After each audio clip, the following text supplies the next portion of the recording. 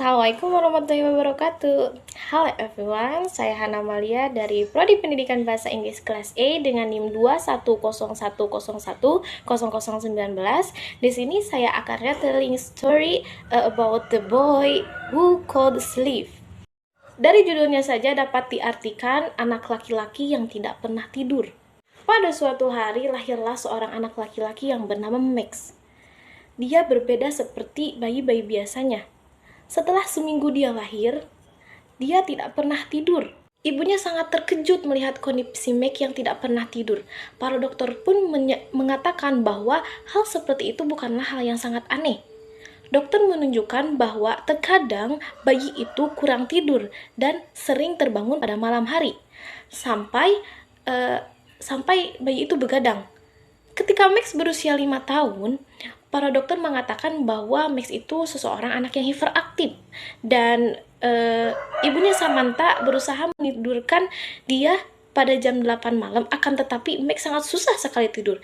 Max tidak pernah tidur kurang dari jam 11 malam, dan setelah itu Max terbangun kembali pada pukul 3, 4, 5, dan setelah itu ia sering bermain. Ketika Max berusia 8 tahun, dia hanya tertidur 2 jam di malam hari. Ia melakukan banyak hal untuk menghabiskan waktunya. Dia tidak pernah bosan. Dia menyukai lampu elektronik yang ada di laptop dan TV. Ibunya berkata bahwa Max itu adalah mutan. Kemudian ibunya menjawab, "Apa yang kamu maksud? Alam sedang menciptakan manusia baru, dan Max adalah eksperimen." Saat Max beranjak dewasa, ia hampir terjaga setiap hari. Pada malam hari ia sering pergi ke diskotik, dia sering menonton video, dia sering mendengarkan musik, dan pada pagi hari ia berangkat ke sekolah. Dan di sana teman-temannya kaget terhadap Max. Max tidak pernah tidur, akan tetapi dia tidak pernah mengantuk ketika di kelas. Pada suatu ketika temannya bertanya kepada Max, "Max, apakah kamu tidak lelah? Kenapa kamu tidak bisa tidur?" Ketika teman-temannya berkata kepada Max, Max selalu menjawab, "Dunia ini adalah tempat yang besar. Saya ingin tahu segalanya. Tidur adalah hal yang membuang-buang waktu," jawab Max. Meskipun Max sudah beranjak dewasa, akan tetapi kedua orang tuanya masih khawatir dengan kondisi Max. Pada suatu malam, Samantha mencoba untuk memasukkan obat tidur ke dalam tehnya Max, dan ia berkata kepada ayahnya, "Coba lihat apa yang akan terjadi." Dan ayahnya pun merasa senang.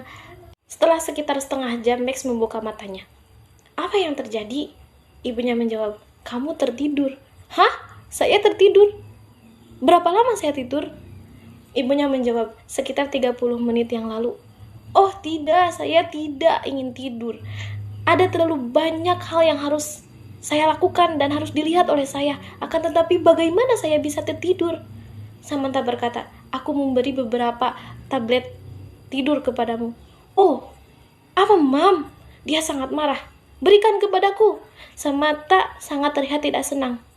"Oh, kamu harus tidur, Max." "Max, mengapa kamu tidak tidur?" "Aku tidak membutuhkannya, Mam.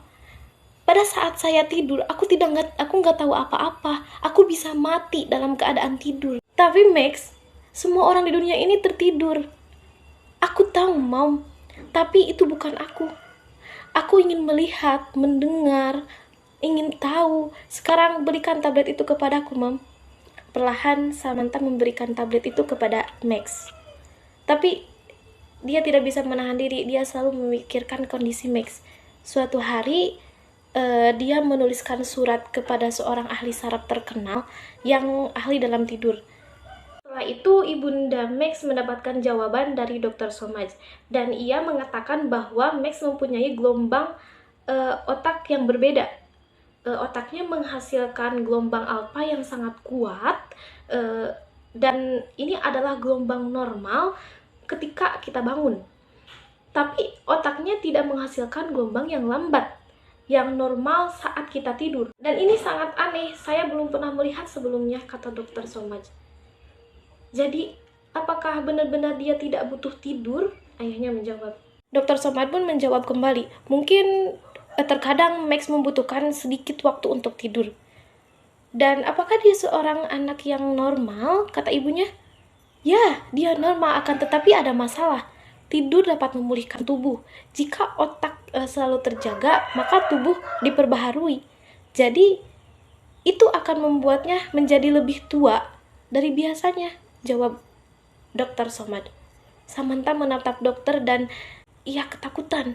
Maksudmu apa? Max akan mati muda? Ya, saya tidak tahu, Nyonya. Tetapi kemungkinan iya. Saya ingin melakukan beberapa tes lagi, kata Dr. Somad. Tes dokter pun menunjukkan bahwa tubuh Max itu menjadi lebih tua dari biasanya. Dia berusia 18 tahun, akan tetapi dia memiliki tubuh pria seperti 30 tahun. Samantha dan Derek pun terkejut. Berapa lama dia akan hidup? Itu pertanyaan yang sulit bagi saya dan saya tidak bisa menjawabnya. Oh, tidak ada yang bisa kita lakukan, dokter? Bagaimana kita bisa membantunya?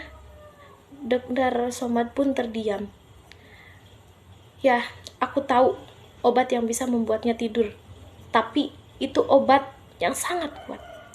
Jika dia meminumnya, dia bakal ketagihan. Atau jika dia overdosis, itu yang akan dapat membunuhnya.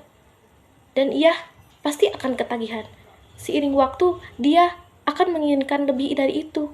Kedua orang tua Max tidak mengatakan apa-apa. Mereka hanya saling memandang dan sangat sedih. Jadi, jika dia meminum obat ini, dia akan hidup lebih lama. Benarkah? Kata ayahnya. Lalu dokter menjawab, saya tidak tahu.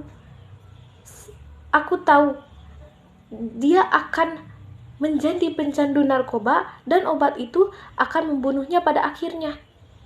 Ya Tuhan, ini mengerikan. Ibu Samantha dengan air yang berlinang.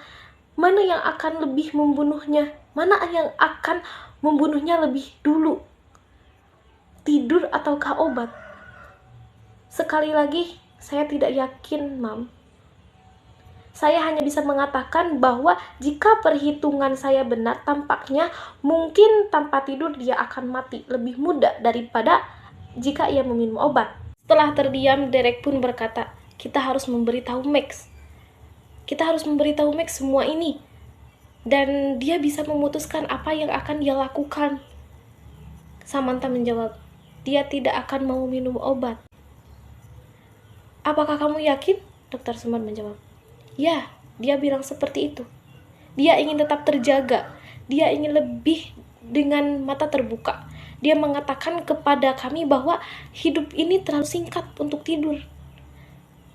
Karena ada begitu banyak yang harus dipelajari dan dia tidak akan pernah meminum obat untuk apapun. Tapi Anda dan Mr. Fish harus memberitahu kepada Max bahwa lebih baik minum obat, kata dokter. Ketika ia memahami masalahnya, mungkin dia akan menerimanya untuk bisa meminum obat. Malam itu, Samantha dan Derek berbicara kepada Max. Mereka memberitahu dia situasinya dan mengatakan bahwa dokter menyarankan lebih baik Max memakan obat. Kemudian, apa yang kamu pikirkan? Max bertanya kepada kedua orang tuanya. Kami setuju dengan dokter. Tidak, kata Max. Aku tidak mau. Aku tidak akan minum obat apapun. Luangkan waktumu, Max. Pikirkan tentang itu, kata ayahnya. Jawabannya adalah tidak, Pak. Saya tidak ingin menghabiskan setengah hidup saya. Saya tidak ingin menghabiskan hidup saya dalam tidur. Saya lebih suka hidup untuk waktu yang singkat dan terjaga. Terjaga dalam terang. Dunia ini adalah keajaiban dan saya tidak ingin mendapatkannya. Dr. Somad bilang, kamu akan mati sebelum kamu umur 40 tahun, Max. Ibunya mulai menangis. Max tersenyum. Jumlah tahun saya, hidup itu tidak penting. Bagaimana saya hidup lebih penting. Dan apa yang saya lakukan dan siapa yang lebih penting. Samantha sangat tidak tenang. Oh Max, anakku sayang, tolong minum obatnya. Maaf Bu, aku tidak bisa. Lalu Max tersenyum. Maukah kamu memaafkanku sekarang, Ibu? Jika saya akan mati muda, saya tidak punya banyak waktu. Max menjalani kehidupannya dengan baik. Dia tidak meminum alkohol, dia tidak meminum minuman keras, dia selalu makan tepat waktu, dan dia tidak khawatir tentang hal-hal yang kecil. Dan dia tidak membuang-buang waktu. Dia sering bepergian dan melihat dengan cermat dunia dan orang-orang. Mereka tertarik kepadanya dan dia belajar dengan giat. Dia selalu cerah dan terjaga, dan dia selalu ingin belajar hal-hal yang baru, dan dia bahagia. Ketika dia meninggalkan sekolah, dia mendapat pekerjaan di bank, dan kemudian dia bertemu dengan salah satu perempuan yang bernama Wendy. Mereka jatuh cinta dan mereka menikah. Max berusia 30 tahun. Dia tidak memberitahu Wendy tentang kondisinya sehingga dia tidak tahu apa-apa tentang Max. Selama bertahun-tahun, hanya sedikit dokter dan ilmuwan yang bisa memahami kondisi Max. Ibu dan ayahnya tidak memberitahu siapapun tentang Max.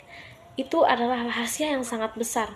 Jadi mereka ingin hidup Max itu tenang, tetapi Wendy mulai memperhatikan banyak hal, dan suatu hari dia memberitahu kepada Samantha bahwa Max tidak pernah tidur, tidak banyak tidur. Dan kenapa Max tidak tidur, akan tetapi dia tidak lelah? Kedua wanita itu berbicara dan akhirnya Samantha memberitahu Wendy rahasianya. Wendy kaget dan heran. Apakah Max benar-benar akan mati sebelum ia berusia 40 tahun? Ibunya menjawab, tidak tahu. Dr. Somad mengatakan bahwa jika dia hidup dengan tenang, dia mungkin akan hidup lebih lama. Tapi dengar Wendy, Anda tidak boleh memberitahu siapa-siapa. Ini adalah rahasia yang terbesar. Bahkan teman-teman Wendy pun tidak tahu. Tak seorang pun harus tahu tentang rahasia besar ini. Mengapa? Kata Wendy. Karena Wendy menjawab, mengapa? Karena dia harus hidup lebih tenang, kemudian dia akan bahagia dan dia akan hidup lebih lama. Jadi dunia pasti tidak pernah tahu, terutama surat kabar, majalah. Mereka tidak tahu, tidak pernah tahu. Apakah kamu mengerti, Wendy? Anda tidak boleh mengatakan kepada siapapun. Mengatakan kepada media saja tidak boleh. Janji. Wendy adalah seseorang yang baik dan istri yang baik untuk Max. Akan tetapi dia menyukai uang dan sangat-sangat menyukai uang. Dia suka menghabiskan uang. Ketika ia melihat baju-baju yang cantik di toko, dia sering marah karena Max tidak bisa membelikannya. Max tidak mendapatkan banyak uang sebagai pegawai bank. Dan dari sana Wendy mulai berpikir. Dia pikir, aku akan segera punya anak. Jika Max meninggal sebelum 40 tahun, apa yang akan terjadi pada kita? Saya harus memikirkan masa depan. Suatu hari dia memutuskan untuk berbicara dengan Max tentang rahasia besar itu. Awalnya dia marah karena dia tahu rahasianya. Lalu dia tersenyum. Wendy sayangku, jangan berpikiran masa depan. Kami saling mencintai, kami saling bahagia. Itu sangat penting. Anda lihat, tidak ada yang pasti. Mungkin aku tidak akan mati muda, akan tetapi aku berjanji padamu, ketika aku mati, Anda akan memiliki cukup uang. Tapi Wendy punya ide lain. Dia memikirkannya selama beberapa hari dan kemudian dia pergi ke sebuah kantor surat kabar nasional yang besar dan berkata bahwa ia ingin menceritakan sebuah kisah yang luar biasa kepada mereka. Tentu saja dia mendapatkan ribuan phone untuk cerita itu. Dan ketika dunia mendengar tentang Max, dunia menginginkannya. Amerika, Jepang, Australia, Eropa, wawancara, artikel, talk show, dan dokumenter publik dan media itu terpesona. Dalam beberapa hari, Max menjadi seseorang yang terkenal di dunia, dan Wendy menjadi kaya. Dia berusaha untuk bersembunyi, dia berusaha melarikan diri dari semua kebisingan dan perhatian publik. Dia melarikan diri tetapi media selalu saja menemuinya. Samantha tahu bahwa ini adalah hal yang sangat buruk bagi Max, dan dia sangat marah kepada Wendy. Tapi sudah terlambat. wartawan dan tokoh TV, surat kabar, dan sudah mengintai. Setelah itu, Max tidak bahagia. Dia menjadi sakit, dia tidak makan, dan dia menjadi sangat kurus. Dia kehilangan konsentrasi, dan dia berhenti untuk bekerja keras. Dan dia juga kehilangan minatnya pada dunia, pada orang-orang, dan pada kehidupannya. Dia tidak ingin mempelajari hal-hal yang baru. Dia mengunci diri di kamarnya dan duduk sendirian siang dan malam. Dan Wendy terus menghabiskan uangnya. Suatu hari Samantha mengunjungi dan dia terkejut dengan kondisi Meg. Dia tampak kelabu, lelah, dan tampak tua. Matanya berat dan ada bayangan gelap di bawahnya. Kemudian ketika Samantha sedang berbicara dengannya, hal yang tidak mungkin terjadi, dia menguap. Dia tidak bisa membuka matanya. Apakah kamu mengantuk, Max? Ya, saya ingin tidur. Kamu sekarang tidur sehari 8 jam, Max. Apa yang terjadi padamu? Saya tidak tahu. Saya merasa lelah dan saya perlu tidur, Mam. Tapi kenapa? Karena aku tidak ingin tetap terjaga sekarang. Dunia ini membosankan. Orang-orang sangat membosankan. Lebih baik saya tidur, Mam. Di luar rumahnya banyak sekali fotografer yang ingin mengintai Meg. Lalu Samantha berkata pada dirinya sendiri, jika ini berkelanjutan, Max akan mati. Itu harus berhenti. Dia memikirkan siang dan malam dan kemudian suatu hari dia memutuskan untuk tampil di acara obrolan TV. Dia sakit parah, katanya di studio. Kalian semua harus meninggalkan dia sendirian. Kenapa dia sakit? Wawancara bertanya. Apakah obat yang membunuhnya? Tidak ada obat apapun, kata Samantha dengan marah. Belum bangun, Mam. Ketika Samantha tiba, ada reporter dan fotografer di luar rumahnya. Dia mendorong-dorong jalan ke pintu untuk masuk. Wendy sedang duduk di sofa dan ia ketakutan. Kenapa dia tidak bangun? Ketika Samantha meninggalkan studio, Samantha langsung pergi ke rumah Meg dan Wendy mengatakan kepada Samantha, Max belum bangun, dia tertidur. Aku takut, kata Wendy.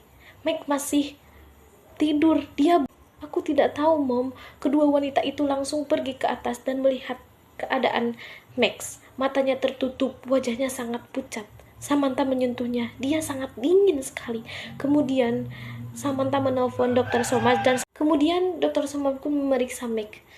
Dan kemudian ia melihat para wanita menangis. Dia memandang Dr. Somad dan berkata kepadanya, katakan apa? Katakan pada orang-orang untuk pergi. Max sudah mati.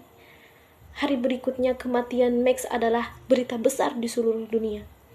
Surat kabar, majalah, TV, berita di TV, semuanya memiliki pendapat yang sama. Anak laki-laki yang tidak tidur akhirnya menemukan istirahat yang abadi. Seperti yang lalu dikatakan para dokter, dia meninggal sebelum berusia 40 tahun. Dia menunjukkan bahwa masyarakat dan media tidak bertanggung jawab. Opini saya terhadap cerita ini adalah sayangilah seseorang yang menyayangimu selagi masih ada. Jangan sia-siakan dia karena penyesalan itu datangnya di akhir. Terima kasih, saya Hana Malia. Assalamualaikum warahmatullahi wabarakatuh.